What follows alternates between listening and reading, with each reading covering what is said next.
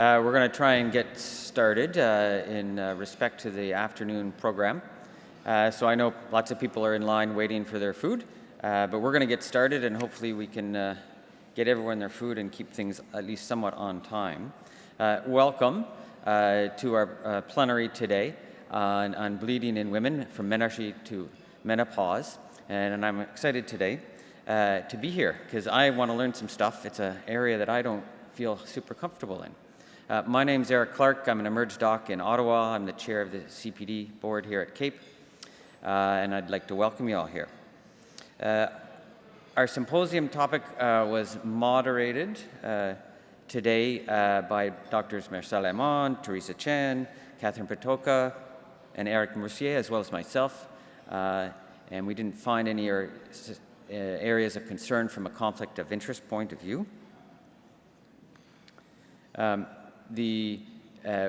We did receive some financial support from Novo Nordisk in the form of an educational grant, but all efforts, of course, were made to mitigate any potential conflicts of interest. So the reason we wanted to do this, I think this is really an area of unmet need within our specialty. I know myself as someone who did an FRCP in emergency medicine, this was something that I got almost no training in. Those of you who did family medicine probably got more than me, but I do see a huge variability in practice when dealing with these types of patients, and so I really think this is something that we could all stand to use a bit of a refresher in.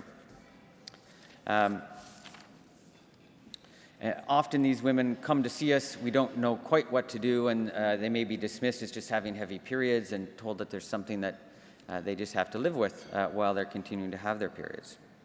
So here's our objectives. Identify which patients need to be worked up for bleeding disorder, identify symptom management and quality of life concerns for these patients, recognize that not all that bleeds is not a bleeding disorder, of course, and then manage the complications of bleeding in anticoagulated patients, and I've seen a number of those in my practice now with everyone on apixaban. So, oh, sorry, we got a clicker problem.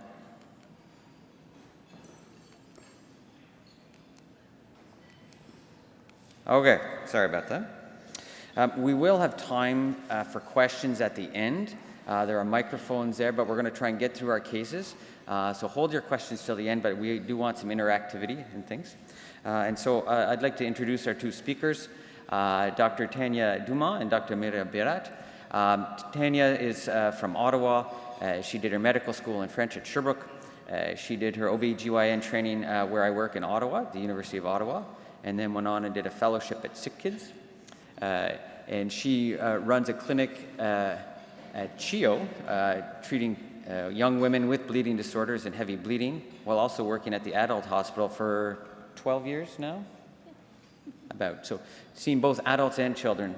Dr. Mihir Bhatt did all of his training from med school all the way through to his fellowship in pediatric hematology at McMaster, where he works now, and he also runs a clinic for young women with bleeding disorders. So I'd like to welcome, Tanya's going first? Yeah. Simple. All right. Thank you. This is my first CAEP meeting, and it's a real honor to be invited to present today. So I'll be starting the first case here. Oh, these are my disclosures. So I have previously received an honoraria from Novo Nordisk for a project we worked on called Dutch Menarche program. And that's it. All right, here we go with our first case. So you have a 12-year-old female who presents to the emergency room via ambulance because she had a syncopal episode during her gym class at school today. She had started her period about 10 days ago and has still been bleeding. She reports she's bleeding about a pad an hour, and this is actually her very first period, so this is her menarche. So take a few seconds just to think about it or jot down a few ideas. What should you be thinking about at this point? What's your differential diagnosis? What are your investigations going to be at this point?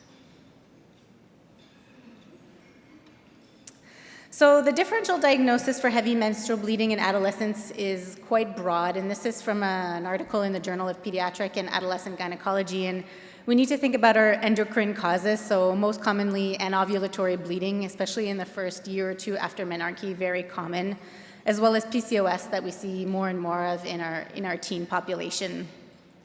Then, of course, we want to think about our bleeding disorders, most notably or most commonly von Willebrand's disease. Of course, you want to think about pregnancy and ruling it out, so whether, that's just having a miscarriage or potentially an ectopic pregnancy. You want to rule out infections as well, such as cervicitis or pelvic inflammatory disease. Then we have our uterine causes, which are much more rarer in the teen population. So, fibroids, polyps, adenomyosis, we see a lot less of that, but it can occur, as can malignancies of the genital tract as well. And then we have our different medications, any of our combined hormonal contraceptives, depot-medroxyprogesterone acetate, levonorgestrel, intrauterine systems, they can also cause abnormal bleeding. And then finally, we have trauma and iatrogenic causes as well. So very broad differential diagnosis to keep in mind when you see your patients coming through to the emergency room. So this table shows you of your patients who have von Willebrand. So in table 1, this is an older table, still using the term menorrhagia. We use heavy menstrual bleeding now, of patients who have a bleeding disorder. And someone who has von Willebrand's disease, about a third to all of them will have heavy menstrual bleeding. When we look at it the other way, so of patients who present with heavy menstrual bleeding, about 5 to 35% will actually have an underlying bleeding disorder such as von Willebrand's. And the range is broad, but it does show that you have to think about a bleeding disorder, especially in patients presenting very early on after menarche with heavy bleeding and anemia. So terminology and definitions are really important. It's imperative that we talk the same language. So many of you probably heard the terms polymenorrhagia, menorrhagia, menometrorrhagia, and nobody could really remember what was what. So the SOGC, the Society of Gynecologists, of Obstetricians and Gynecologists of Canada, have really simplified it, and now we just kind of describe what's going on. So basically, you talk about the volume. So are we bleeding too little or too much? And I'll talk in the other slide about how we define heavy menstrual bleeding. Sorry, it's really small on the screen down here. And then they talk about regularity. So you either have irregular menstrual bleeding if it falls out of basically 2 to 20 days. So I have patients coming to see me, my period's not coming every 28 days, it's coming every 26, sometimes every 30 days. That's very regular. As long as it's anywhere between 2 to 20 days, that cycle is considered regular. If it's not coming at all, we call that amenorrhea. In terms of duration, anything that's below 3 days, we will call shortened menstrual bleeding. If it's above 8 days, we call it prolonged. So the terminology is really much simplified. Then we'll talk about either intermenstrual bleeding, which is bleeding between the menses, or postcoital bleeding, which is bleeding after intercourse. And then we have the bleeding outside the reproductive range, which we're not going to cover today. We're really focusing on the reproductive age today, so from menarche to menopause. And then finally, whether it's acute or chronic bleeding. So heavy menstrual bleeding, if you look at the WHO definition, is any bleeding that is bothersome to the patient. But from an objective point of view, the way we can look at it is using a PBAC, so a pictorial blood assessment chart, and I'll show you this a little bit more on the next slide. If the patient is actually changing her pad or her tampon every hour, and our guidelines that our gynecology nurses give our patients is if they're changing their pad every hour for more than 3 to 4 hours, that's when they need to present to the emergency room for a workup and potential treatment. If they're passing clots that are larger than 2.5 to 3 centimeters, or obviously if they're anemic or have a low ferritin.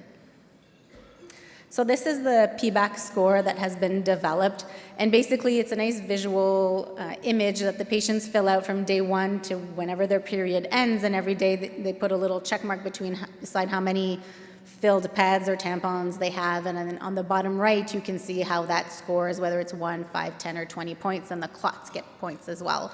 And then they will add the points together, and if it's more than 100, it's been shown to have an 85% predictive value for heavy menstrual bleeding. All right, so this patient is presenting with her very first period. She's been bleeding for 10 days and is still bleeding a pad an hour. So we're going to suspect a bleeding disorder. So what do we do for this patient? So at CHEO, we've had now for many, many years, and for those of you who don't know, it's the Children's Hospital of Eastern Ontario in Ottawa. We have this heavy menstrual bleeding protocol that is available to all our emergency room physicians, and they can actually implement the protocol. And most of the time, we're not even consulted while the patient is in the emergency room. We get consulted as outpatient, unless they're really sick and they need to be admitted and potentially transfused, then we get involved a little bit earlier on. So some of the things to consider that you're all very good at are, making sure she's stable, your ABCs, some postural vitals, and starting some fluids if you're at all concerned. And then in terms of investigations, we always get a baseline CBC and a ferritin. And especially in this context, you want to consider working her up for a bleeding disorder. So you'll get your coags and think, especially von Willebrand, which is the most common one. So, your antigen, your activity factor, and your factor VIII as well. And then our protocol also involves a TSH and a prolactin because those can also cause abnormal periods in this reproductive time. If it's in the first year or two of menarche, we don't bother with an FSH, LH, and an estradiol because we know those will be all over the place as the body is just maturing its HPO axis. And then when we get down to the medications, so to stabilize the endometrial lining, our protocol is to start with Marvelon, which is a birth control pill that's a 30 microgram of ethinyl estradiol, which is one of the sort of higher doses. We have up to 35 now. That's available from anywhere to 10 to 35 micrograms of ethinyl estradiol. And we'll give it as 1 tablet BID for 7 days, followed by 1 tablet daily until they see gynecology. In addition to that, we will give them we will combine it with tranexamic acid, 1.5 grams TID as well. And when I see my patients in clinic, I always tell them, yes, it's 3 pills 3 times a day. That's 9 pills a day, and it's important to remind them of that because they just feel sometimes that it's too much and they're not taking the right dose, so they're not actually getting symptomatic relief. And obviously this combination of OCP and tranexamic acid can make them really nauseous, so sending them home with some kind of anti-nauseant medication, as well as some iron and some vitamin C is really helpful as well. If you're at all worried about a bleeding disorder, you obviously want to consult our colleagues in hematology and send an outpatient consult to gynecology.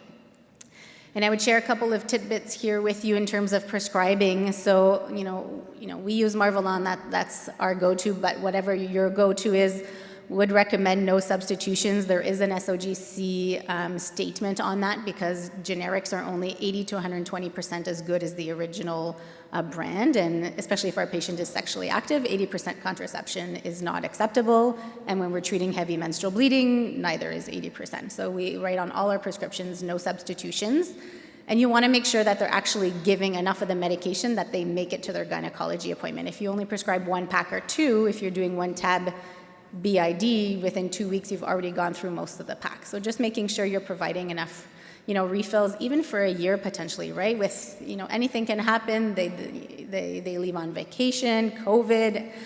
This way, by giving them, a prescription, you're sure they have enough to get them to their next appointment. And then finally, when you're prescribing the birth control pill with OCP, many of you might have gotten prescriptions back from your pharmacist saying, oh my God, you can't put those 2 things together because they get big black box warnings on their screens with regards to venous thromboembolism. But when you look at the literature with combining them, especially in this young population, there is no increased risk of VTE, and we feel very safe prescribing them together, and I will write that on my prescription. It is okay to have TXA with an OCP. Finally, as you're sending them on your way with their gynecology consult, ask them to track. It's really impressive how many patients come to the gynecologist and have no idea when their last menstrual period are. They just know they're bleeding all over the place, and that's not helpful. It's really hard for me to help them if I don't know what's going on with their periods. So I love that paper chart calendar that's on the bottom right there because you can see a full year in one glance. but oftentimes they forget it at home or they're not filling it out. So downloading an app, I like the Clue period tracker. I find it's really easy. They can chart their dysmenorrhea, their PMS symptoms as well. And there's an equivalent app of the PBAC that they can fill out and actually come with their bleeding score. And then just as we're wrapping up this first case, just to think about that our teens with bleeding disorders can show up in the emergency room with other issues other than heavy menstrual bleeding or other gynecological issues as well. I guess the biggest one is large hemorrhagic cysts. So they present in quite a bit of pain at every time they have ovulation, pain enough that you might suspect even an ovarian torsion, but it's from these large hemorrhagic cysts, and they can benefit from going on a combined hormonal contraceptive to suppress their ovulation. If they're sexually active and they have a bleeding disorder, they can actually come in with vaginal trauma post-intercourse. Of course, pregnancy and some of our rare local tumors can bleed quite a bit more in our patients with bleeding disorders. So we're going to keep our questions to the end, and I'm going to turn it over to my colleague now for case 2. I would like to thank the organizers of the CAEP conference for inviting us to share these cases and the knowledge around women with bleeding issues with you. So I'll start with the disclosures here. I did receive honorarium from Moderator for the same project that Dr. Dumont was speaking about.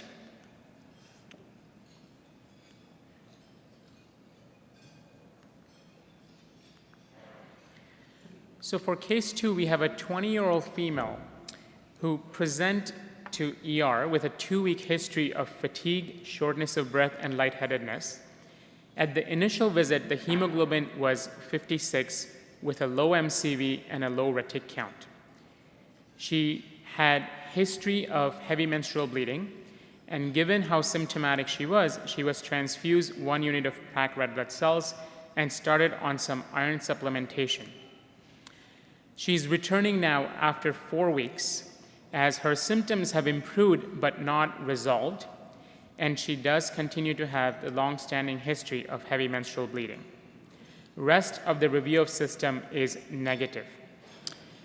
When she was in Emerge last time, she was prescribed oral iron polysaccharide complex, 150 milligrams BID, or the brand name for which is Ferramax. So when she is with you the second time, the hemoglobin has improved to 87.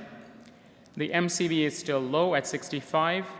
And I would like to point your attention to the retic count at the very bottom of 40. So just to remind that in the context of anemia, having a normal retic is not good enough. We expect that the retic count should be high because the bone marrow should be trying to overproduce to compensate for the low hemoglobin. And at that time, her ferritin was still quite low at 3. So briefly, I would like to share a little bit about the challenge in terms of quality of life for women with heavy menstrual bleeding. So about 10 to 40% of women during their reproductive years will have heavy menstrual bleeding. And as we can see in the publication chart on the right, it affects all different aspects of life in women who have heavy menstrual bleeding, from physical to emotional to general health, including pain and other symptoms. So along with trying to treat the heavy menstrual bleeding, it's also important to treat some of the factors that are causing the symptoms associated with heavy menstrual bleeding. So for this case, we'd like to focus a little bit on the management of iron deficiency anemia that's associated with heavy menstrual bleeding. So in this chart here, we've highlighted the different types of oral iron formulations. So the top bracket includes 3 different types of ferrous salts that we may prescribe frequently: sulfate, gluconate, and fumarate. And important to keep in mind that each one of those ferrous salts has a different amount of elemental iron. So if you want to go for the biggest bang for your buck, then ferrous fumarate has 33% elemental iron compared to sulfate and gluconate, which is 20% and 13% respectively. At the bottom, there is iron polysaccharide, which by definition actually has 100% elemental iron. And over time, it has come to become one of the more frequently prescribed medications. Sorry, one thing I forgot to point out is in terms of cost, they're mostly comparable. Generally, the iron polysaccharides are a little bit more expensive compared to the ferrous salts. When thinking about oral iron supplementation, there has been good research in the recent while looking at the type of formulation as well as the dosing. So in this slide, we'd like to discuss a little bit about once daily versus alternate day dosing. So if we think about iron metabolism, once iron is taken up by the enterocytes in the gut, it is transported into blood by a transporter called ferroportin. And ferroportin is very tightly regulated by hepcidin. And hepcidin over the years has come to become a very important player in iron homeostasis and metabolism. So initially, when women had severe anemia, we would prescribe in children up to 6 milligram per kilogram of day of iron, and then in older women up to BID or TID dosing of the iron formulations that I mentioned.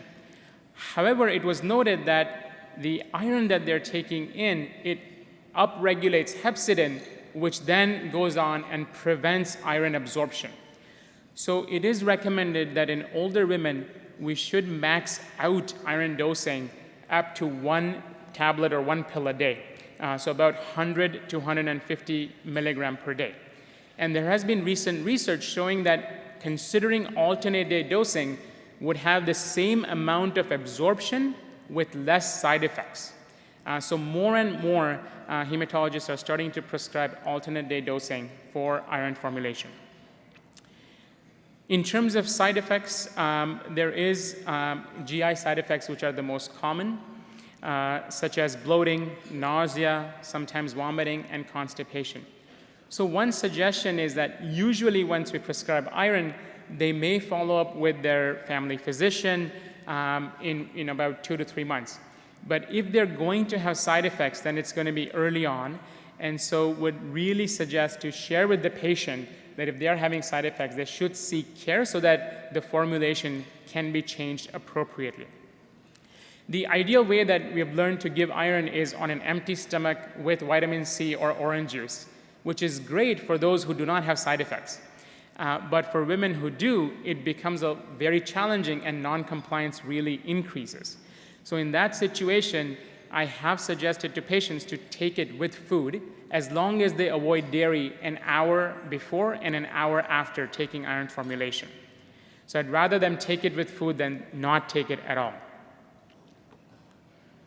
A couple of things to mention in terms of when we expect a response after starting someone on iron. So as we can see in the graph here, I would like you to focus from the line that's vertical, which is at day 20 and beyond. So there is a retic response that's expected in about 48 to 72 hours. We expect to see a hemoglobin rise starting in a week, and it should become normal in 1 to 3 months, as long as they're not continuing to lose blood and lose iron. And we expect iron stores to normalize in about 3 to 6 months. The reason to bring this up is that once we start someone on iron supplementation, it's important to have a follow-up within a month, at least, to make sure that the treatment that we have started is actually working. And I will come to that with my next slide. I would like to briefly point to the chart from 0 to 20 days. So this case, the patient was initially started on iron polysaccharide, as we talked about. So there is actually a study recently done in the pediatric population looking at iron polysaccharide versus ferrous sulfate. And there is data to show that in some patients, there is better absorption and better improvement in hemoglobin with ferrous salts compared to iron polysaccharide. So I've also had a handful of patients whom, having switched from iron polysaccharide to a ferrous salt, they've had a better response in hemoglobin. So it's something to consider, as we can see in this case also. So for this patient that was tried, and they were changed from iron polysaccharide to a ferrous salt, However, 2 weeks later, the hemoglobin is still 84 and ferritin is 2. So we think about inadequate response to oral iron supplementation, and usually non-compliance is the most common reason. And because of side effects, because of not remembering to take it, et cetera, et cetera. So it's important to keep that in mind. Ongoing blood loss.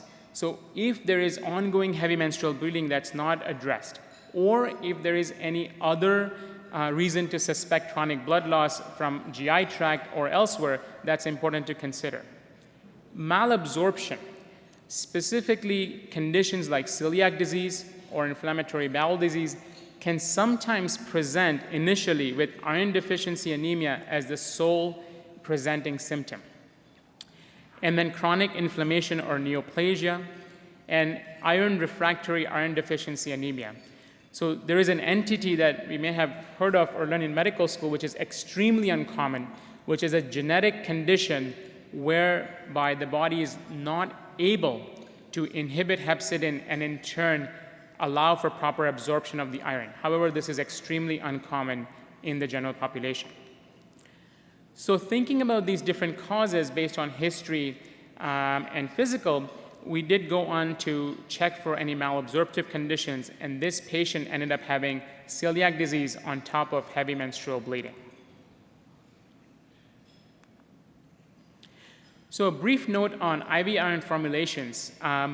So when the patient may not be so symptomatic to need red blood cells, and there is more and more suggestion and choosing wisely campaign to prevent transfusing red cells in patients who are not very symptomatic or who are not hemodynamically unstable. So even in emergency, we can consider to give a dose of IV iron. There are different formulations. The older formulations, which are more towards the left, which is iron dextran, iron sucrose, they do require about 3 to 4 hours of administration, and at max we can give anywhere from 300 to 500 milligrams of total dose. However, there is a new formulation, iron isomaltoside or monoferric, which is approved for adults in Canada, whereby you can give up to 1,000 milligram dose in a 15-minute infusion. It's important to consider the duration of administration, the number of doses that may be required, and the cost. Sometimes patients may have private coverage and this may be covered. However, other times there may be exceptional access required, so it may not always be possible from a logistics perspective to give an IV iron infusion in Emerge. I've just put the dose calculation formula in terms of where the hemoglobin is, but usually if a woman is presenting with significant heavy menstrual bleeding and anemia, they would be able to get the maximum dose for the type of iron formulation that we're talking about. It is important to at least keep in mind and counsel the patients on the side effects or potential allergic reaction. The risk is over time decreased. In terms of the past, there was high molecular weight iron dextran, which had about 3 to 5% risk of anaphylaxis, which with the newer formulations is anywhere from 1 to 2%, but it is important. And so when giving these IV iron formulations, one should have the capability to monitor for and manage anaphylaxis if it does happen. The most common infusion reactions are malaise, urticaria, and GI upset for about 24 hours that settles. Sometimes in about 5 to 10% of patients, they can get something called a Fishbane reaction, where they have chest tightness, back tightness, as well as some myalgias. However, once stopping the iron infusion, this does resolve. And the difference between the Fishbane reaction and anaphylaxis is that they do not have any mucosal involvement and they do not have any cardiovascular involvement. I won't go through all the details, but just to highlight that oral iron is easy to take. It can be prescribed easily. However, it does take time to work. And IV iron, the patient is in front of you, compliance is assured, and if you are able to give it, it will assure that they get a large dose to catch up for what they may be losing with their heavy menstrual bleeding. case 3.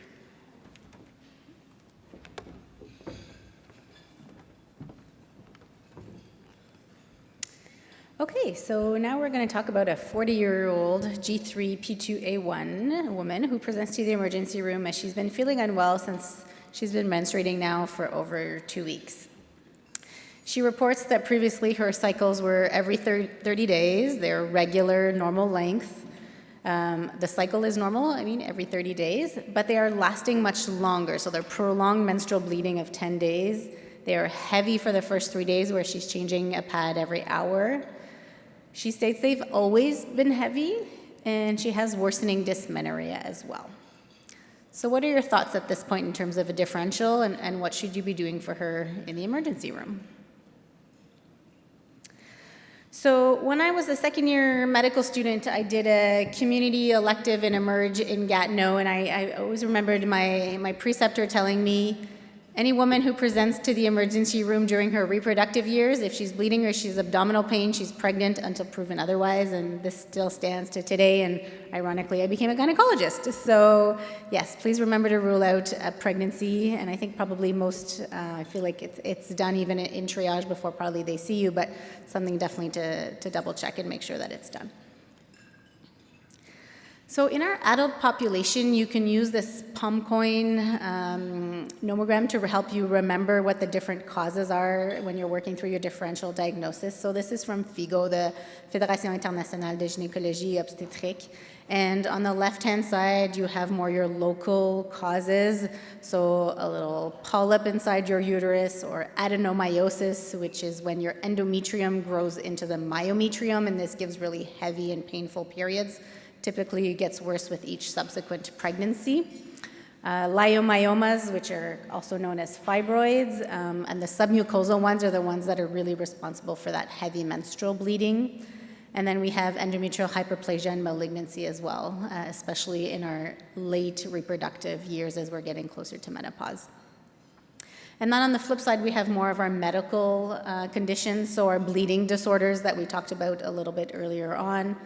Ovulatory dysfunction, as we talked about, ovulatory dysfunction is really common in the first few years after menarche. And on the flip side, as you're getting closer to menopause, we start seeing more ovulatory dysfunction and ovulatory bleeding at that point as well. And then we have our iatrogenic causes as well. So let's first talk about more the local causes, so our fibroids, adenomyosis, and polyp. And really the best way to diagnose this, and if you're worried about your patient and you're sending her to the gynecologist, getting a transvaginal pelvic ultrasound is really helpful to us. So when we see the patient, we have a good idea of what's going on and how we need to manage her. And these lesions are often need to be treated surgically, and they can be combined with medical treatments as well, depending on what's going on. So this is the FIGO classification, but you see that the fibroids that are more inside the cavity, so the type 0 or the type 1s, are easily treatable with what we call hysteroscopic myomectomy. So it's a little camera we insert into the vagina through the cervix and up into the uterus, and we kind of shave off that fibroid, and that will help treat some of the heavy menstrual bleeding quite well. So in terms of endometrial hyperplasia and cancer, we diagnose this with an endometrial biopsy. So I know some of you have gone through or still practice family medicine and are probably very comfortable doing endometrial biopsies. And what we use is that picture in the right-hand side. It's a little pipelle. We pass through the cervix and then we suction out some tissue, and this will give us a pathological diagnosis. But really, a diagnosis to consider in any woman who's over 40. The guidelines are any abnormal uterine bleeding over 40 warrants an endometrial biopsy, and sometimes we'll even do it younger than 40, depending on their risk factors. And risk factors for endometrial hyperplasia, first and foremost, includes unopposed estrogen. So no one taking hormones should really be, if they have a uterus, should just be on estrogen. They really need to have that progesterone as well. And then the other factors are PCOS, so polycystic ovarian syndrome. These women have relatively more estrogen than progesterone because they're not ovulating on a regular basis. Obesity, which we're seeing more and more of as well, because the fatty tissue converts peripherally the androgens to estrogen, so again, they have more estrogen. And then any woman who has an early menarche, a late menopause or has never been pregnant has more menstrual cycles, and the more menstrual cycles you have, the higher risk of hyperplasia you have. And then finally, family history of BRCA1 mutations or HNPCC are risk factors for endometrial cancer, as is metabolic syndrome and tamoxifen, which can be used in the treatment of breast cancer. So in our perimenopause year, there's a lot of anovulation. So you may remember that figure from medical school. But basically, what happens is that in the early phase of our menstrual cycle, our FSH which is one of our gonadotropins, stimulates the ovaries to produce estrogen. And estrogen has a positive feedback loop on that FSH, and when that estrogen is high enough, it stimulates your LH. So that's your LH surge, which causes ovulation. And then when you ovulate, that corpus luteum produces progesterone. And then finally, if you don't get pregnant, you get a drop in both those hormones, and it's that drop in progesterone that triggers the endometrial lining to shed. So as we get closer to menopause and we have less follicles that mature, we are ovulating less often, and so we are making less progesterone, and that's where we get more estrogen, and we have these anovulatory bleeds that can really be quite heavy and unpleasant and cause anemia and are more difficult to treat. So another way to remember this is that if we pretend the endometrium is grass, the estrogen that our body makes is the fertilizer. It stimulates that endometrial lining to grow, versus the progesterone that is the lawnmower that basically keeps that endometrial lining in check. And then when we have a drop in progesterone, we shed the grass, we shed that entire endometrium, and that's what a period is.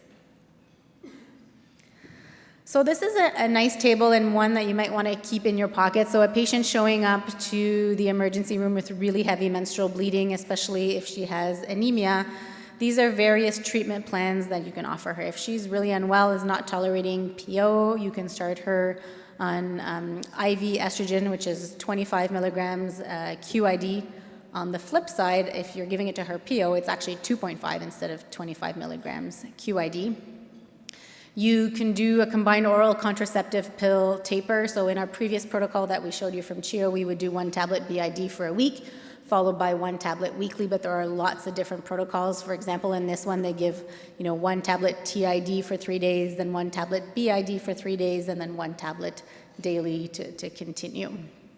If you have patients that have contraindications to estrogen, and as we get older, we potentially develop more contraindications to estrogen, then you can also do high-dose progesterone. So here you have the medroxyprogesterone acetate at 20 milligrams that you can give 3 to 4 times per day.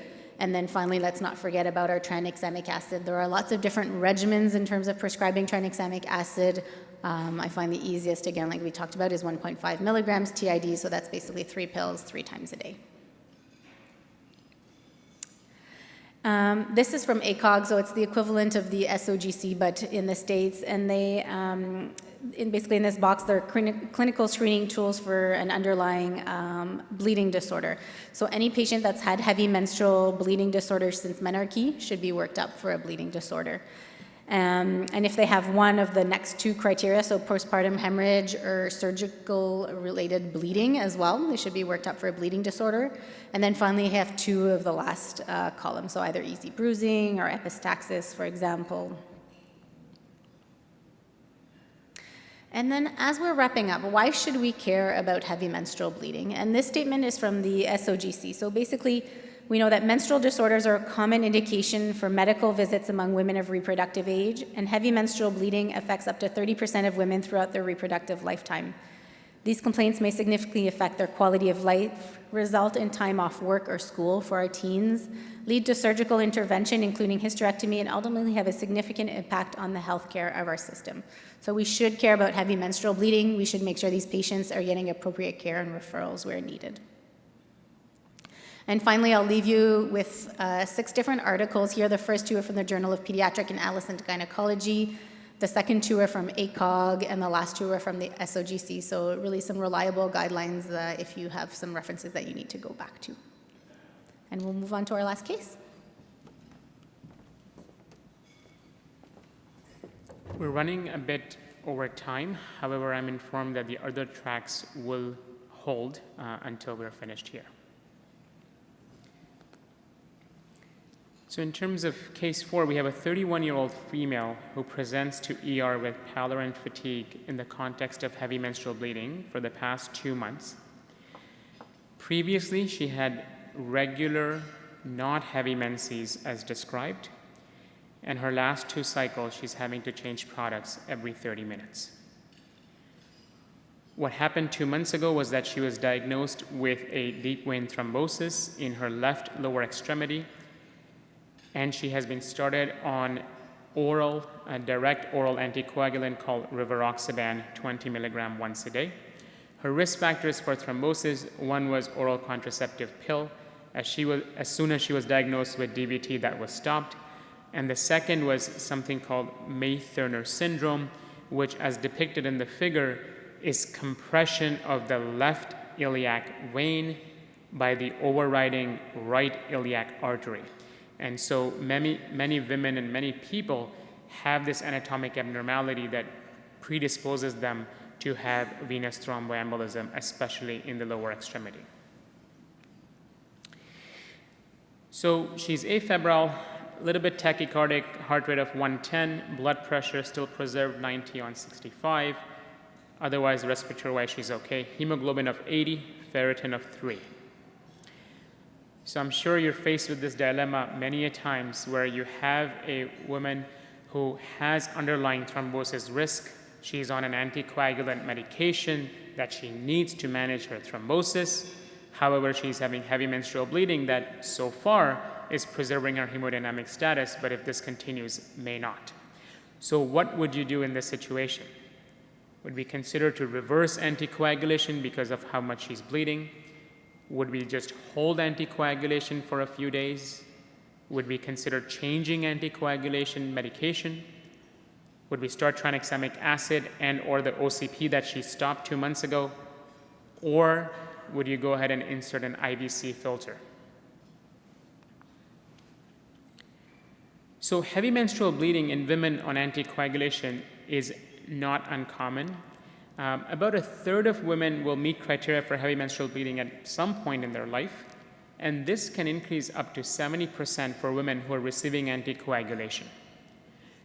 Thankfully, not all women have such an increase that they drop their hemoglobin and are so symptomatic that they present to ED. It varies based on the choice of anticoagulant, what their previous history is.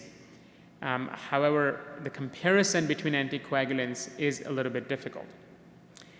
True heavy menstrual bleeding is likely underreported and underappreciated in anticoagulant trials, which makes it more challenging. However, there is clear evidence to show that one of the direct oral anticoagulants has statistically significant increased risk of having heavy menstrual bleeding in women who are on that. And as depicted here, there's a nice systematic review looking at the DOACs or the direct oral anticoagulants, apixaban, rivaroxaban, and indoxaban, and comparing them to low molecular weight heparin or vitamin K antagonists like warfarin in terms of the risk of heavy menstrual bleeding.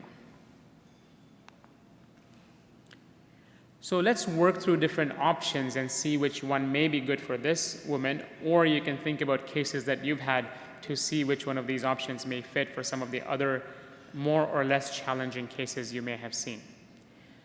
So we have different options for anticoagulant reversal if someone presents with life-threatening bleeding, intracranial hemorrhage from trauma, multi-vehicle collision, who's needing urgent surgery.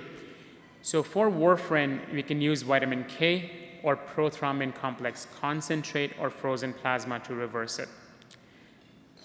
Low molecular weight heparin, which is injectables like enoxaparin or Fragmin or tinzaparin that patients may be on, it doesn't really have a good antidote. Protamine sulfate, which can reverse the unfractionated heparin, can work about up to with 60% efficacy.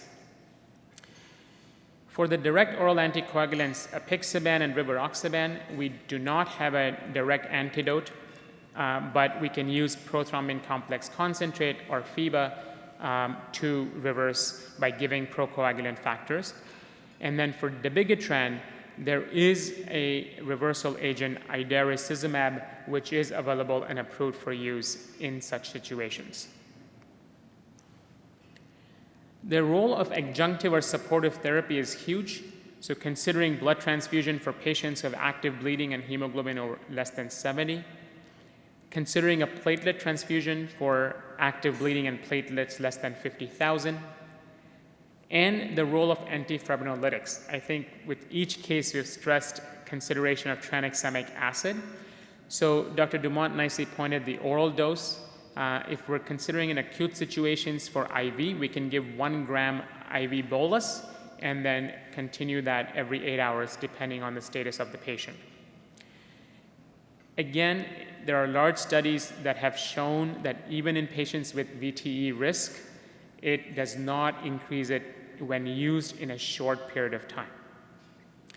And then if it's push comes to shove, we can consider hemodialysis for direct oral anticoagulants. Hormonal management is an option. As long as the woman is on anticoagulation, you can consider to put them on hormonal management. Multiple benefits in terms of slowing the flow as well as giving contraception, because the last thing we want is in a sexually active woman who has a VTE risk who becomes pregnant, because if oral contraceptive pill is risk, pregnancy is a lot higher risk in terms of thrombosis. And some anticoagulant agents are also teratogenic. There's different hormonal options. Again, depends on the woman in front of you and what phase of life they may be in. The IUD depicted here as the Mirena IUD is more than 99% effective in preventing pregnancy.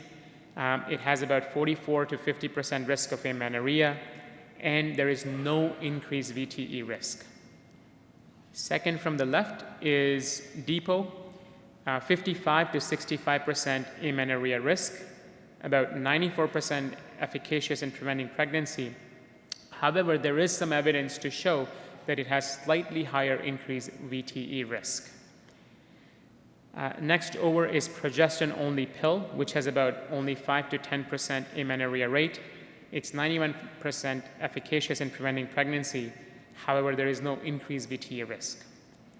And then the combined oral contraceptives with estrogen and progesterone have about 60% amenorrhea rate. They are 91% efficacious in preventing pregnancy. While they do increase the VTE risk, when used on someone with anticoagulation, it is safe to use. So many times in a woman who does not have a significant or life-threatening thrombosis, even if OCP is a risk factor, then you can continue it as long as they're on anticoagulation. And then in someone who has really significant life or limb-threatening thrombosis in the context of life-threatening hemorrhage, there may be a role for procedural treatments depending on how acute the patient is. Endometrial ablation, uterine artery embolization, or hysterectomy are options that may be discussed in consultation with gynecologist. Or if we're stopping or holding anticoagulation and the patient has a new or a recent DVT and is at high risk of throwing PE, then there can be a consideration to put in an IVC filter, which can prevent embolization from lower extremities. So how do we decide which of these options to use? We can think about the severity of bleeding. So if there is severe or life-threatening bleeding, of course resuscitation is the first priority, and then to consider potentially anticoagulant reversal, supportive therapy, antifibrinolytic, as well as a procedural treatment depending on how much bleeding there is and how high the risk of VTE is. One important thing to keep in mind is the time period from the diagnosis of thromboembolism to when they're presenting with bleeding. In someone who is within their first month of VTE treatment, we want to think twice before holding or stopping anticoagulation.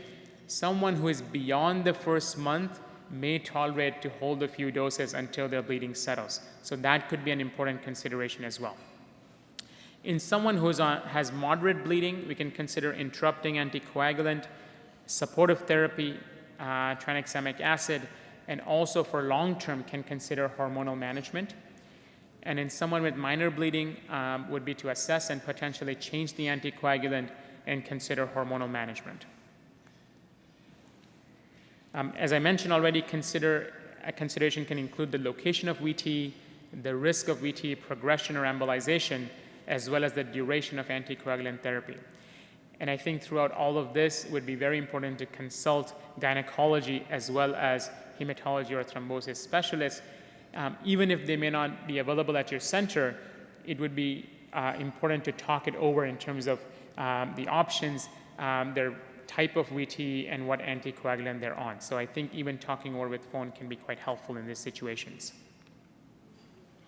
So for this patient, given that she did have heavy menstrual bleeding, however, was generally stable, the plan was to change rivaroxaban to an alternate anticoagulant, low molecular weight heparin. She was started on iron supplementation, and a close follow-up was arranged with hematology. Thank you, and we'll take questions now.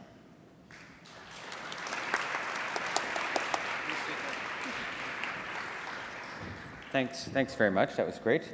A couple things. If you don't have a protocolized anemia, iron transfusion kind of thing for your department, I highly recommend it. It makes your life so much easier. We have it where I work, and I think you can actually get access to it. We're happy to share it. Your protocol for your kids at CHEO, is that available to other people? I know CHEO's protocols for croup and asthma and all those DKA and all the other things are actually, anyone can find those. So if you are working in an emergency department in northern Alberta, you can still go on just to sort of see what they're doing at CHEO. Do you know, is yours available? That's a good question. I don't know if it's available, but I'm sure that our team would be more than happy to share it. And for those of you that are using Epic as an electronic medical record, we have it as a PPO within Epic already as well. Oh yes, Epic. All our favorites. So if anyone has any questions, just throw their hand in the air. I will say, while I'm waiting for someone to do that, I was very happy to see that tranexamic acid now is, I can just standardize my dosing, because I had heard multiple recipes over the years, but 3 tabs 3 times a day, just start there and go. I like it, makes my life easier. Anyone have any questions, concerns about what they heard? And if I can't see your hand, just yell at me, but I don't see any hands. All good? Well, listen, thank you very much. I know I learned some good stuff up here and some very practical tips about iron and tranexamic acid, and then who to call when I do have problems. Having just dealt with a hypotensive, anticoagulated, recent DVT patient with heavy bleeding, I was happy to have access to resources for that one. So thank you very much for coming, and I think thanks everyone for coming to the talk.